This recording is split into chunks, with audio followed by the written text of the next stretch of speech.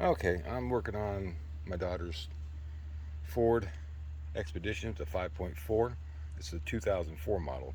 She was out of town and at school, and it started misfiring on her. She took it to a local mechanic. They diagnosed it. Number 8 cylinder was not firing, and they told me that there's risk of that they couldn't get in, and the risk of it breaking and all these different things. I thought so. She drove it back home. She isn't too far from here. Over the weekend, yesterday, I started working on it, trying to see what it was. I got all the spark plugs and all the stuff. Got new coils.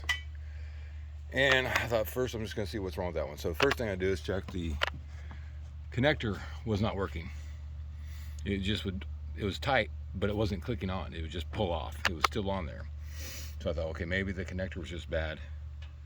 Got it cleaned up. I actually went and bought a replacement connector, which is all the wiring up here.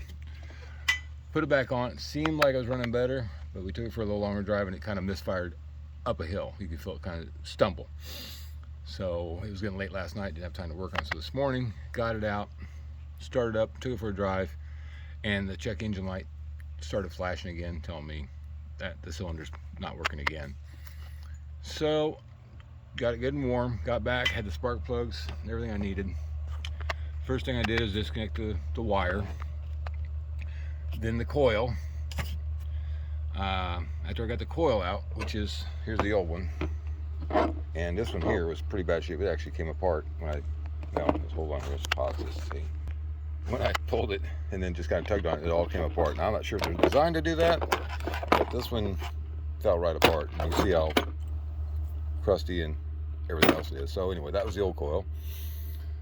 And after I got the coil out, I took my air hose and blew all the dust and debris out everywhere down inside this. Before I pulled the spark plug, I took an air hose, blew everything out so nothing could get down in there, because it is kind of a tough position to get to. I used an extension, so I blew it all out, and the engine's still hot. And then I got me this is what I actually have, I think magnetic one. Magnetic one, I had a rubber one the old days. This one here works so much better, so you can just see how much better they snap in there. If you do this, use a magnetic one. Much better. The rubber one sometimes would slip. This one here holds. So after you get all that out, very carefully break it loose. If it moves, I go forward and backwards a little bit, just kind of make sure everything's going good, and I slowly start cranking it out. On this one, it seems like the fuel line's going to be in the way, but the way that the cylinder's kind of, the spark plug's kind of angled in there, so you're actually hold on, let me get this on here.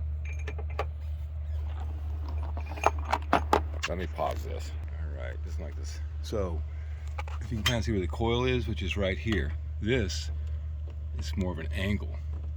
So you're going at slight angle, not a steep angle, but by the time you get down there, this top of this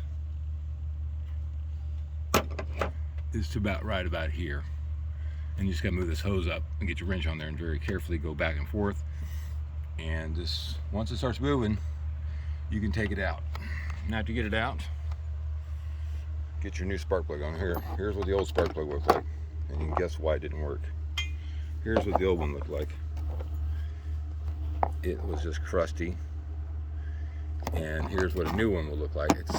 It's a 0.054 gap, which I think these are preset. I checked it anyway just to make sure. And I use this just to make sure the gap was right, which it was. So as you can see, that probably was not going good. I'm not gonna have time to change all these today. I've just changed to one, which is not the best plan, but she's got to go back to school. But anyway, another thing, before I went too far, I got one of these little endoscopes, Amazon, 25 bucks. They work great. Here, I'll just show you real quick.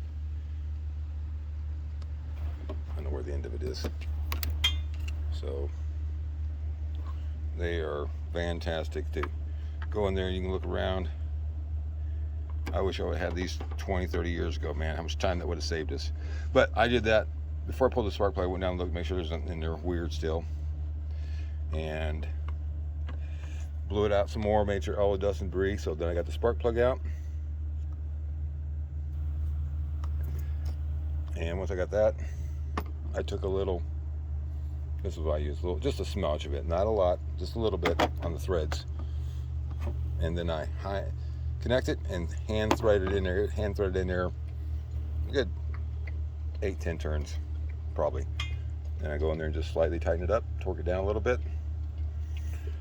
And there's one little, get that little wrench off the back that holds the, this one there.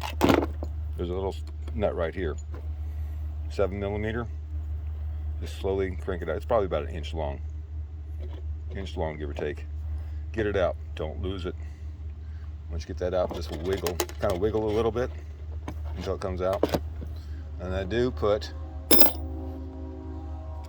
just a little bit on the connectors, like the Madge is doing. Put a little bit right here, and then on the wire, just a little bit on the wired connector. So got all that back in there, snug it all back up, reconnect everything, and you heard it running.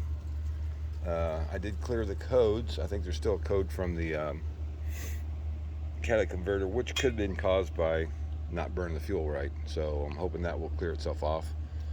But it's always had check engine light, but now at least my dog's gonna start barking because he has a thing about barking in cars. Thinks I'm gonna leave. Thinks I'm gonna leave without him. This car has 40,000, something like that. I need to clear the codes. So right now I don't have a code showing, and that's where we're at. So it didn't take long to do. Like I said, I don't have time. She's got to leave here at noon. I wish someone had. Oh, there's the service engine. Okay, so it still probably has those codes from the other ones. Let's see if that is. It's always had the check engine light. So I have to go get that figured out what that is. But I'm going to take it for a spin and see what's going on. Otherwise, I'll shut that back off.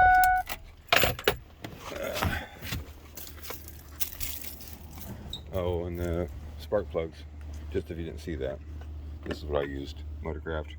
So make sure you have 7mm, a good magnetic type spark plug remover, grease, anti-seize, air to blow it out. This is great to see down in there, see everything's going on. Good investment, great investment. And a little light like this just to help you see also where you're at. But anyway, this is the 5.4. This is a 2004 Ford Expedition. So they're not that bad. Just make sure your engine's hot and have a great day. Thanks for watching.